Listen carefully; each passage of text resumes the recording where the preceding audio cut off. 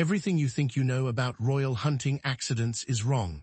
The textbooks will tell you that kings died in battle, or of plague, or if they were very unlucky food poisoning. They won't tell you about the monarch, who was literally assassinated by a monkey while wearing enough gold to ransom a city. You didn't learn this in history class because, frankly, nobody wanted to explain to 13-year-olds that a primate once yanked a king's own beard off his face and then used the bleeding follicles as a handle to slam the royal skull into a tree until the crown popped like an overripe melon. But it gets worse. 1. The king who thought he was immortal. Meet King Alexander I of Greece, 1914 vintage. 27 years old, 6'4", and built like a marble statue that's been hitting the gym. Modern influencers would call him chiseled. His own diplomats called him the only man who can make a uniform look understated.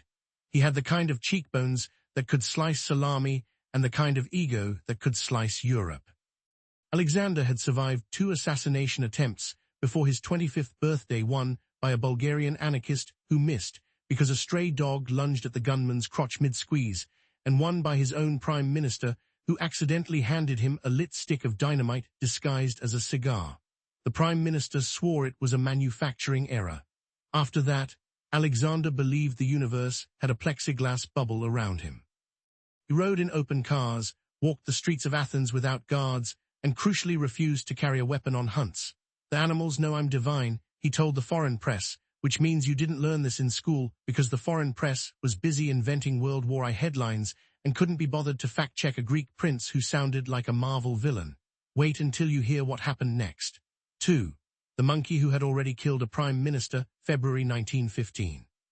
The royal party rolls into the Forest of Tat, a private royal estate that looks like Narnia if Narnia had been landscaped by obsessive-compulsive Bavarians. 20 beaters, 30 dogs, 4 Rolls-Royces, and 1 improvised open-top hunting carriage that cost more than a hospital. And then there's Pithekos, that's Greek for ape, but the name literally translates to little drinker of wine, which tells you how much the Greeks respected him. He was a Barbary macaque, the size of a toddler, with the eyes of a tax auditor and the moral compass of a TikTok influencer. He had been gifted to the king by the French colonial governor of Morocco 2 years earlier, along with a note that read he enjoys figs, flute music, and revenge. The French left out the part where the same monkey had already ripped the larynx out of a Moroccan prime minister during a photo op gone wrong. Textbooks won't tell you that part because it's hard to spin primate regicide into a unit on European diplomacy. Alexander treated Pithekos like a court jester, silk waistcoats, diamond collar, and yes, his own miniature silver goblet of Retsina at dinner. The monkey learned to mimic a human toast, clinking goblets with diplomats and then hurling the contents in their faces. Court gossip said the king found this delightfully spontaneous. The diplomats found it biological warfare. 3. The hunt that should never have started. October 2, 1916. The king wakes up hungover from a party that ended with him fencing a life-size wax statue of Kaiser Wilhelm II in the palace ballroom at 3 a.m. His aides suggest cancelling the hunt.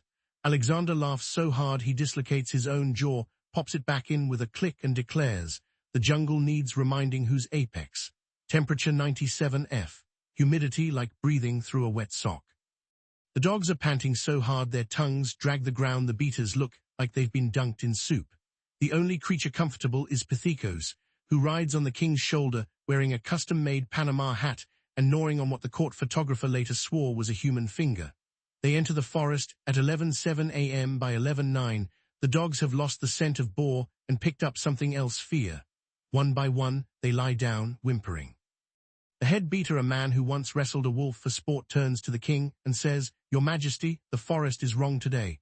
Alexander's response: he pulls out a gold-plated revolver, spins the cylinder like he's in a spaghetti western, and shoots a squirrel off a branch 30 meters away. The forest, he announces, will adjust, but it gets worse. 4. The sound no one could identify. 11:23. A low hum starts, too rhythmic for insects, too organic for machinery. The horses bolt. One rears, flips the royal carriage, and lands on a countess who later claims she was grateful because the horse's body shielded her from what came next. The hum becomes a chorus of macaque screams, not just Pithekos. Dozens.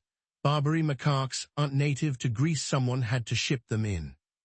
Recent letters from the Greek embassy in Madrid reveals Spain's Franco-leaning generals thought it would be hilarious to gift the king an entire troop after Alexander joked that Spain was the Mexico of Europe.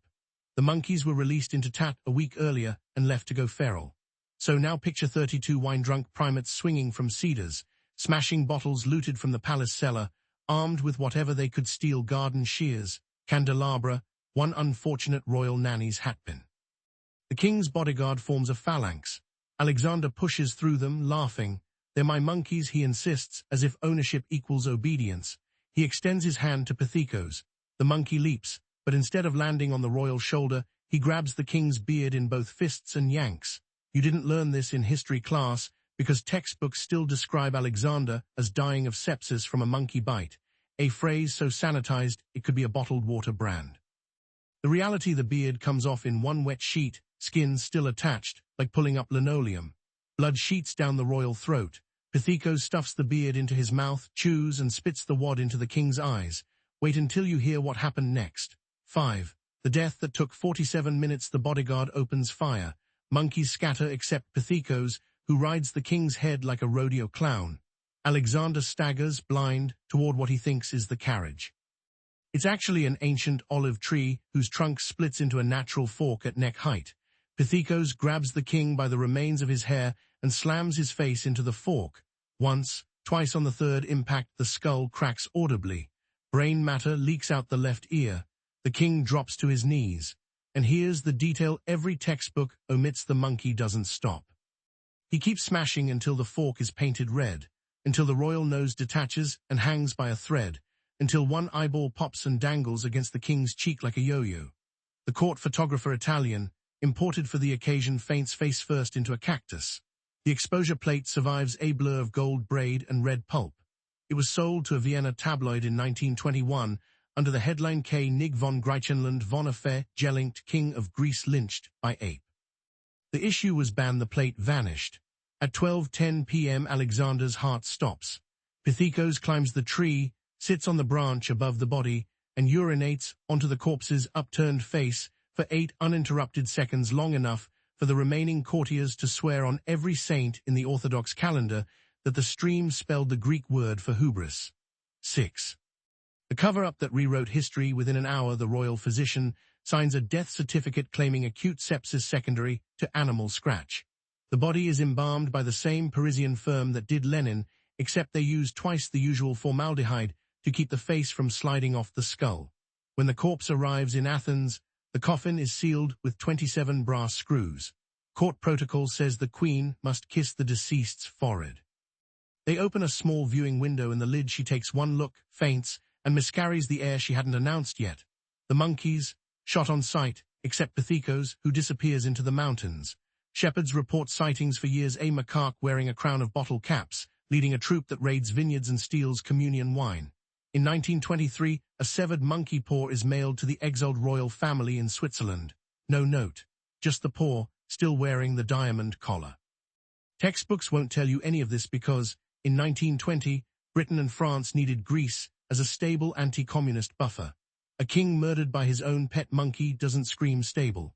So they rewrote the narrative. Alexander died of infection from a pet scratch, and the palace photographer who sold the negatives was found floating in the Danube with his own camera straps tied in a bow around his neck. 7. The modern echo. Fast forward to 2023. A Greek janitor at the Museum of Tatoi finds a sealed lead box while renovating the old royal stable. Inside, the photographer's negative plate, cracked but readable. The image is grainy, yet the outline is unmistakable: a gold-braided torso slumped against an olive tree, head shape wrong in the way only catastrophic blunt force can achieve. Greek authorities immediately classify the plate under the State Secrets Act until 2123, but scans leak. Within hours, Monkey King trends worldwide. TikTokers recreate the death scene using CGI, and a rescued Barbary macaque named Nikos, who has more followers than the current Greek parliament. Netflix options the rights. The working title is Game of Thrones meets Planet of the Apes.